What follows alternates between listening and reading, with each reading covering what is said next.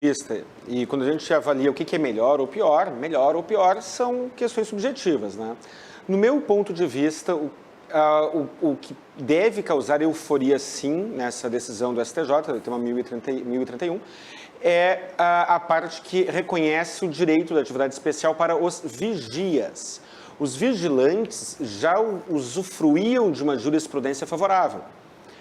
Eles estavam amparados pela lei até 95, depois por um decreto até 97, depois de 97 para frente, a jurisprudência sempre foi favorável aos vigilantes. Então, os vigilantes nunca tiveram muitas dificuldades. É óbvio que a jurisprudência ela não é uma regra absoluta, mas ela era muito forte em favor dos vigilantes. Hoje, os vigias foram incluídos nesta proteção previdenciária, o que para mim faz todo sentido, porque muitas vezes o vigia está exposto a um risco muito superior ao do vigilante, dependendo das circunstâncias. E o vigia, historicamente, sempre teve uma grande dificuldade em obter o enquadramento da atividade como especial. Então, achei ótimo o enquadramento dos vigias, e para mim este é o melhor ponto, é o ponto mais alto desta decisão. Mas vamos lá então. Primeira dúvida, doutor Guilherme Colin. Qual a diferença entre vigia e vigilante? Eu deveria ter explicado isso na primeira pergunta, né? Me desculpa. Vigia não usa arma de fogo. Vigilante trabalha com arma de fogo. São cursos, inclusive o curso de vigilante é um curso técnico, mais complexo, porque existe a necessidade do manuseio de arma de fogo.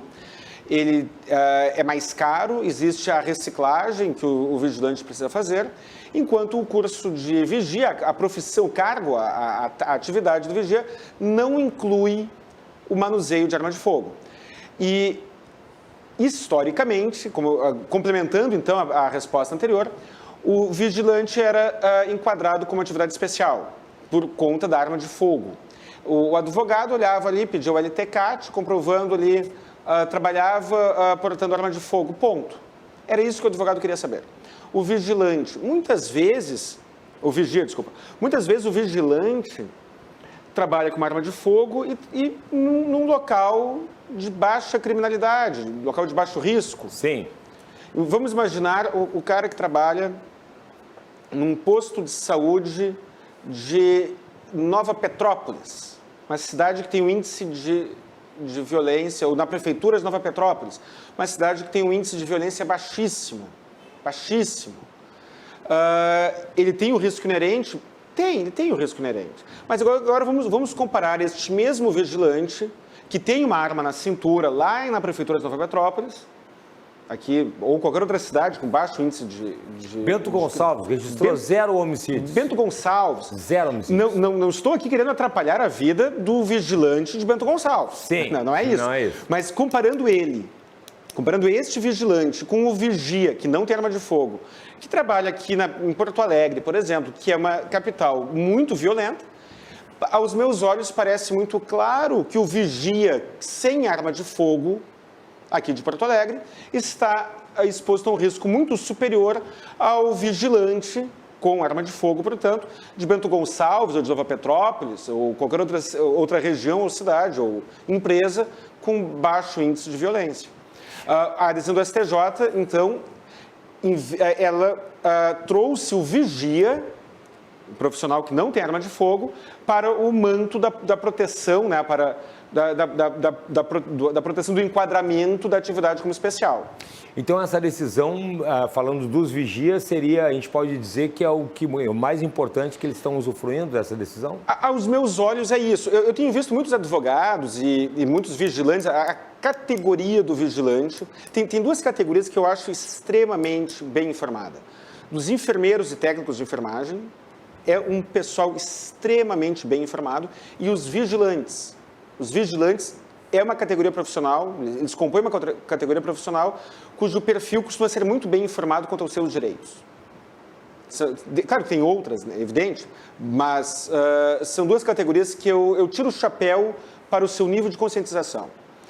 E eu vejo uma euforia muito grande por parte dos vigilantes, que de fato foi bom, é claro que é bom ter o reconhecimento desse direito, né? Que a confirmação, porque ele já era reconhecido antes, é evidente, porém, houve uma confirmação de algo que a jurisprudência já reconhecia. O revolucionário, quase, né? A revolucionário eu estou forçando um pouco, mas o empolgante é a parte do vigia. O vigia, primeiro, compõe um grande número de pessoas, existem mais vigias do que vigilantes. Segundo, ele beneficia não apenas a pessoa que foi vigia a vida inteira, ou vigilante a vida inteira, aquela pessoa que trabalhou um período da vida antes de 2019, antes de novembro de 2019, também será beneficiado. Com certeza. Bom, então ambos, a gente pode dizer que ambos foram beneficiados, então, para a seleção? Sim, ambos foram beneficiados, é claro, ambos que foram. Mas é que a situação do vigia é muito pior do que a do vigilante, né? Ah, sim. Então, assim, o vigilante foi igualado ao vigia para fins previdenciários. E agora estou me lembrando da questão da atividade comum e da atividade especial, que a gente já tinha falado aqui. Isso, também. Eu já falei em algumas semanas atrás aqui. Sim. O que acontece? Então, em linhas gerais, o que eu falarei agora não é apenas para o vigia ou vigilante, é para o vigia, vigilante, técnico de enfermagem, dentista, uma categoria que também é exposta a agentes nocivos, o médico, né? E assim vai, a pessoa que trabalha com eletricidade acima de 250 volts, a pessoa que trabalha com temperatura muito alta, muito baixa, assim vai. Até novembro de 2019, era possível a conversão do tempo, o enquadramento da atividade como especial e a conversão deste tempo especial em comum para fins de uma aposentadoria comum. Era assim que funcionava. Então, a pessoa que não havia trabalhado 25 anos em atividade especial, mas que havia trabalhado algum tempo, a pessoa que havia trabalhado 10 anos exposto a algum agente nocivo, qualquer, temperatura, agente químico, biológico, risco e assim vai, essa pessoa poderia computar o tempo especial de uma maneira, para fins de uma aposentadoria comum, com um índice de conversão de 40% para homens e 20% para mulheres. Ou seja, homem trabalhou 10 anos como qualquer coisa exposto a agente nocivo. 10 anos. Ele não iria se aposentar, não se aposentaria como especial, mas ele teria aquele tempo X lá. Aqueles 10 anos que ele tinha de atividade especial será aumentado em 40%, passará a ser 14 anos para todos os fins. Mulher aumentava em 20%. E o direito adquirido no direito previdenciário costuma ser respeitado. Ou seja, não há dúvidas. A pessoa que trabalhou exposto ao agente nocivo até novembro de 2019 poderá computar aquele tempo. O que mudou com a Previdência, com a reforma da Previdência, que ela foi lastimável em alguns aspectos, é que agora não existe mais a contagem do tempo ficto, que esse adicional de 40%. Sim. Ou a pessoa se aposenta na aposentadoria especial com os 25 anos de atividade, claro, ele poderá computar para fins de enquadrar alguma regra em transição, mas a aposentadoria especial prevista na emenda constitucional número 103 exige 25 anos de atividade. E este tempo trabalhado após novembro de 2019 não será computado, convertido em tempo comum, caso a pessoa deseje pleitear uma aposentadoria comum. Ainda assim, é interessante, né, aqueles que já trabalhavam antes, aqueles que já trabalhavam exposto a algum agente nocivo antes de novembro de 2019, que documente estas condições de trabalho para fins de conversão. Porque aquele tempo, aquele adicional de 40% ou 20%, no caso de homem ou mulher, será computado para todos os fins, para enquadramento em alguma regra de transição, para o enquadramento, para o adicional de 2%. Na aposentadoria, as regras de cálculo da aposentadoria atual são 60% da média das contribuições, acrescido de 2% por ano que exceder ao 20º. Então, aquela pessoa que já atingiu, está se aposentando hoje, mas conseguir comprovar que trabalhou lá atrás, como vigia, por exemplo, sim, durante 10 anos no caso de homem, ganha 40%, ganha 4 anos. 4 anos são 8%, né? 4 vezes 2, 8, 8% a mais no valor do cálculo do benefício previdenciário. É uma diferença boa essa, 8%. Pô. É uma diferença boa. E muitas pessoas estão enquadradas, têm o direito e não sabem. E essa questão da atividade da aposentadoria especial, a reforma da Previdência foi incoerente, ela foi sádica, ela foi perversa. Porque, na prática, ela acabou com a aposentadoria especial. As pessoas que estão entrando agora no mercado de trabalho e que estão trabalhando expostas a algum agente nocivo, elas, na sua grande maioria, terão um benefício muito pequeno pela sua atividade ser especial. Existe um exemplo drástico, um exemplo cruel, terrível, que não é a pauta de hoje, mas, portanto, não vou me alongar nele, que é a situação do minerador de subsolo. Ele se aposenta, ele tem a carência de 15 anos de contribuição, porém tem uma idade mínima de 55 anos. Agora, olhemos o perfil da pessoa que trabalha como minerador de subsolo. Será que ele aguenta até os 55 anos? Pois é, não. Não aguenta. Não aguenta. E se aguentar vai ser também ali, né? Vai ter um tempo mínimo para usufruir da aposentadoria. Infelizmente, né? Se tiver algum minerador de subsolo assistindo, não quero ser pessimista, mas é uma atividade extremamente agressiva para o corpo humano. E aí vem o legislador sádico, porque isso aí para mim seria melhor até que não tivesse, porque alimentar uma esperança dessa maneira é quase sadismo. Mas que exige 15 anos para o minerador de subsolo e uma idade mínima de 55. No caso das atividades especiais que não são minerador de subsolo e que não são aquele que trabalha com amianto, o tempo mínimo será 25 anos.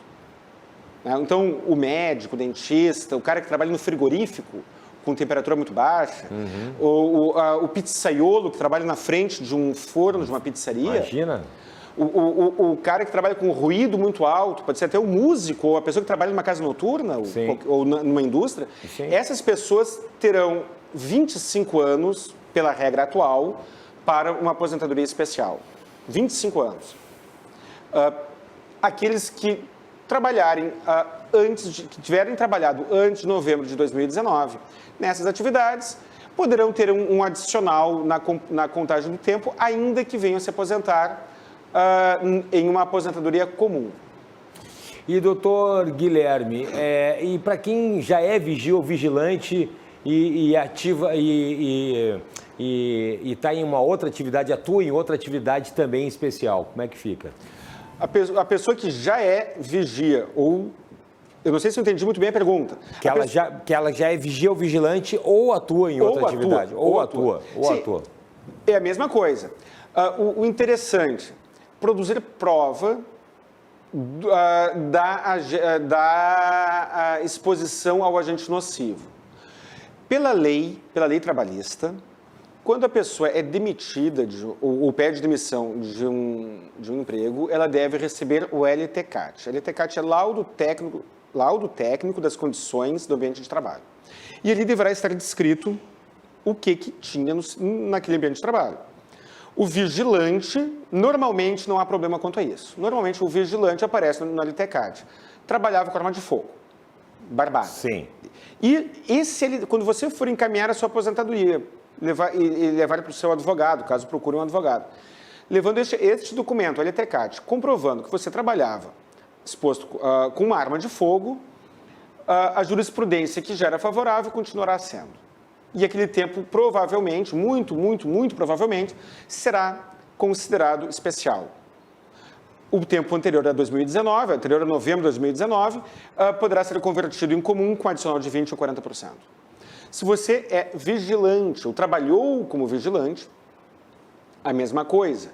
É preciso ter um documento, o LTCAT, por exemplo, que comprove aquela atividade e no que consistia, qual era a profissiografia desempenhada, qual era a profissiografia daquela atividade. Tinha que ficar controlando a entrada e saída de pessoas, precisava zelar pela segurança das pessoas.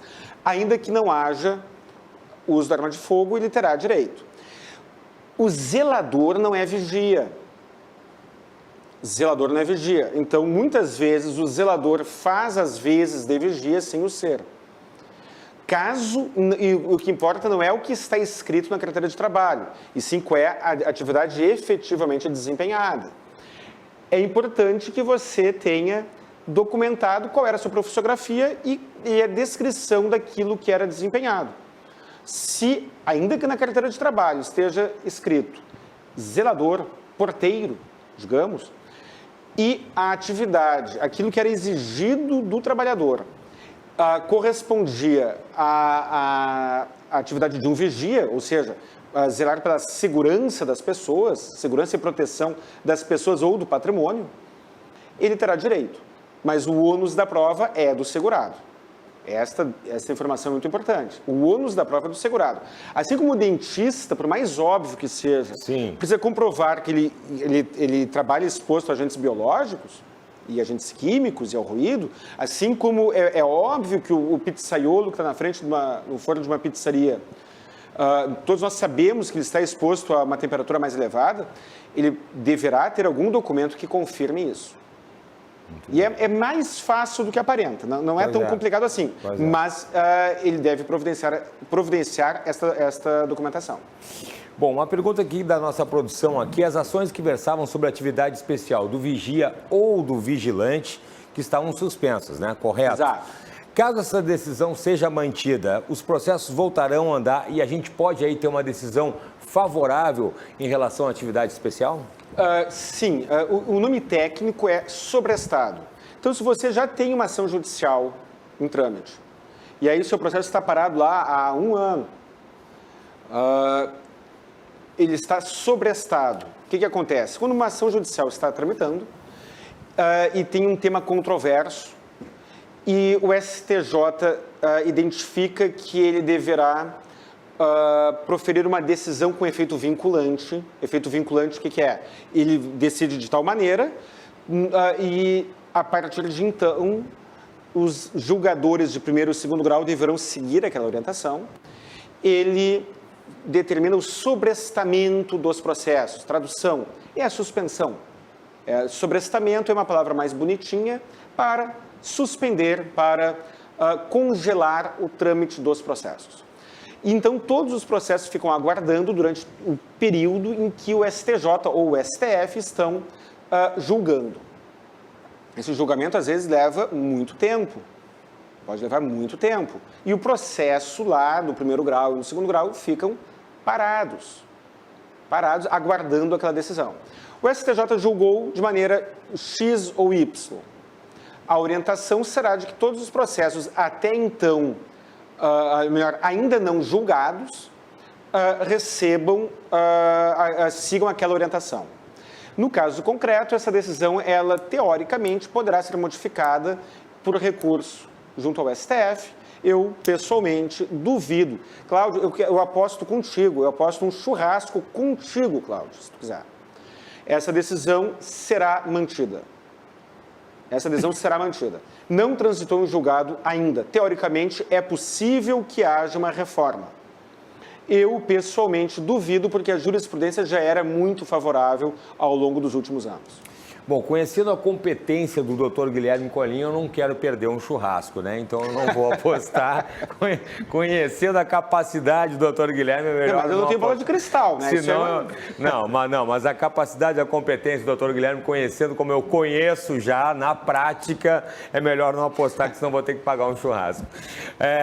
Dr. Guilherme, por favor, as redes sociais e os contatos para quem está nos assistindo Cláudio, agora. Tem uma informaçãozinha importante que faltou aqui a gente falar. Vamos lá. Quem já está aposentado. Aquela pessoa que já está aposentada e que trabalhou como vigia ou como vigilante, poderá pedir uma revisional da aposentadoria e mudar o valor do benefício. Opa. Então, o cara está aposentado, e um detalhe, não precisa ter trabalhado a vida inteira como vigia ou vigilante. Sim. Ele está aposentado e o último emprego dele foi como vendedor. Sim. Mas lá atrás ele ficou um período trabalhando como vigia ou vigilante.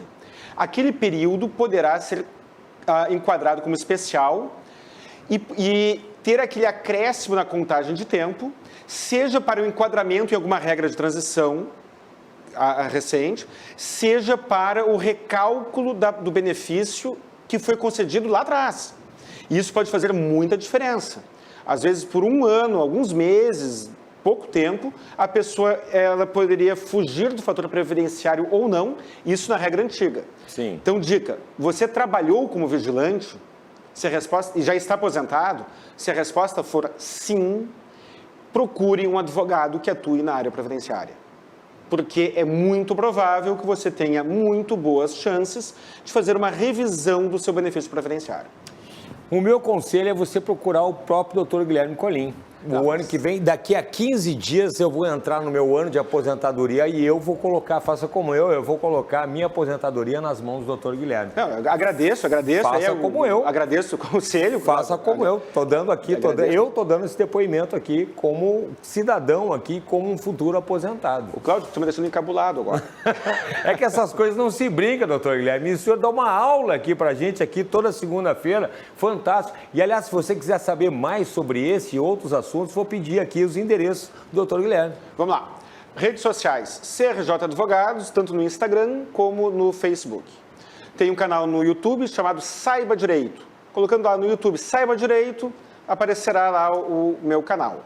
E lá eu carrego estas e as demais entrevistas e outros vídeos avulsos que eu tenho. E telefone fixo 51 32 28 12 19, celular ou WhatsApp 51 99985 7991. Maravilha. E essa entrevista, se você se conectou agora, está lá no nosso site e também lá nos nossos canais digitais, no Facebook, por exemplo, e no meu Facebook, que eu também carreguei agora. Doutor Guilherme, muito obrigado mais uma vez pela participação, viu? E eu que agradeço, muito obrigado. Uma pena que eu não vou ganhar um churrasco aí contigo. Não, é melhor não apostar. Senão eu vou perder. Tá bom, doutor Guilherme? Obrigado mesmo e semana que vem tem mais, né? Tá ok. Semana que vem estarei aqui. Um abraço. Um abraço. Agora...